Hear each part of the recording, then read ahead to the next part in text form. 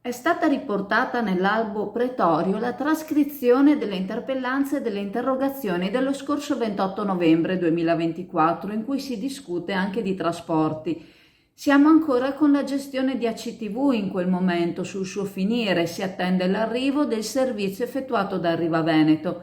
L'interrogazione l'aveva portata al consigliere Stecco, Movimento 5 Stelle, il quale sottolineava i disagi che stava vivendo chi per muoversi aveva necessità del servizio pubblico.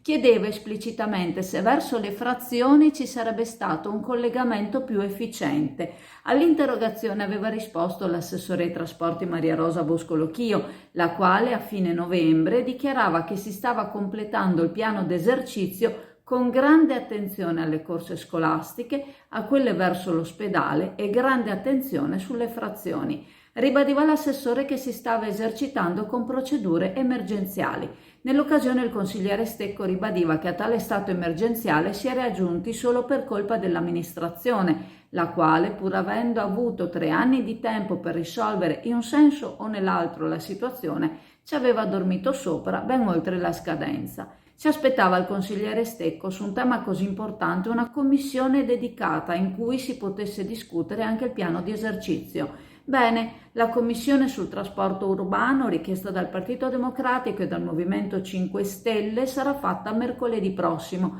Sono stati invitati i rappresentanti delle frazioni che tutta questa grande attenzione verso le frazioni non l'hanno ancora vista. Chissà che nell'occasione si possa anche chiarire il punto riguardante la proprietà dei bus, sia quelli che erano di proprietà del comune di Chioggia e anche di quei 5 in arrivo per l'estate, comprati da ACTV per il comune di Chioggia, che poi passeranno ad Arriva Veneto per essere usati a Chioggia. Ci aggreghiamo alla richiesta del consigliere Stecco e chiediamo chiarezza anche a riguardo.